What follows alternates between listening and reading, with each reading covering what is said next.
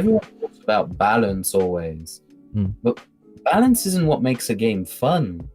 Yeah, I agree with We were that. talking about Marvel 2 earlier. One of the best fighting games of all time, considered by a lot of people. I don't personally like it. I like to watch it, but I don't like to play it. But it's considered one of the best of all time. That game's balancing it's absolute trash. Like 8 viable characters. Yeah. Street Fighter 3 was plagued with 3.3 was plagued with Yun and Chun-Li. Yeah, everyone loves that game. What makes a good game isn't balance. You shouldn't forget balance, but that's not what makes a game fun. Like Leroy needed to be emergency fixed, right? But that doesn't mean you should make Gigas suddenly top tier.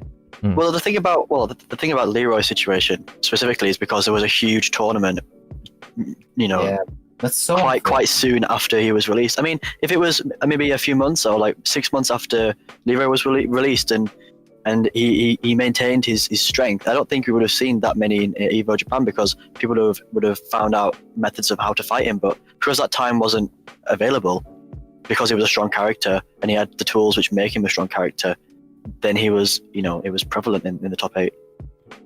And also, there's rumors, and if you read the name of the patch, and some of the statements made by Mari, which were quite vague but sort of allude to a fact, is that this patch was supposed to come before Evo Japan. Like the name of the file is something like December 2019. And he said we can't make the patches come out at the same time on every platform that easily by clicking our fingers. We can't just bring out a patch because we need a patch.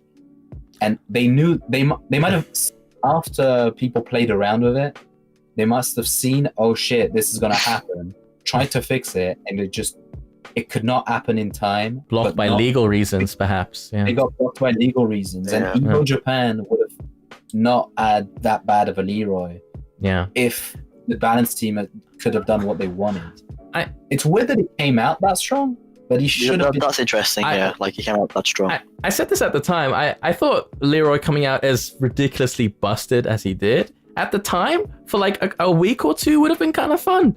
It's your new boss character, learn to deal with it, like Ip Man. But the problem is it carried on to Evo Japan, and that's when Leroy kind of became a menace, really. I'm 100% sure they intended for it to just be fun for a week or two, and then to fix it.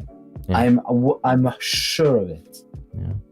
Like the statements I read and all the evidence I've seen, it's just they just couldn't patch it when they wanted to patch it, and they just add this thing that was just supposed to be fun into the competitive side.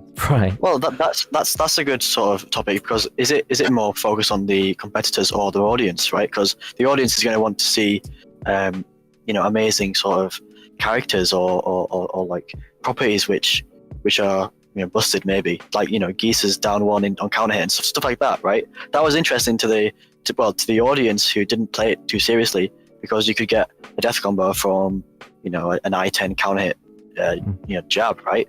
But then you've also got to focus on the competitors who make a living out of this game, and that is it really fair to have these sort of like properties for the moves if it can actually be the difference between winning lots of money and losing, sort of thing, right? It's not just that, it's we are part of what makes this game look good.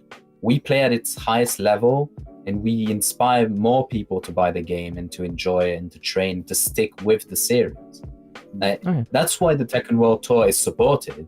It's because it sells. Having the Tekken World Tour is good. It's a huge marketing campaign, effectively. And just look at the fighting scene at the moment. With offline tournaments gone, it's really clear how this entire genre was held up by tournaments and competitors. And I think there should be a wake-up call, really, to developers. I talked about this with Margin Obama like 2 days ago. But yeah, this whole COVID situation, as tragic as it is, should be a wake-up call to developers that you know, like tournaments were kind of holding this genre up, and better netcode really is necessary if you want to see this genre survive.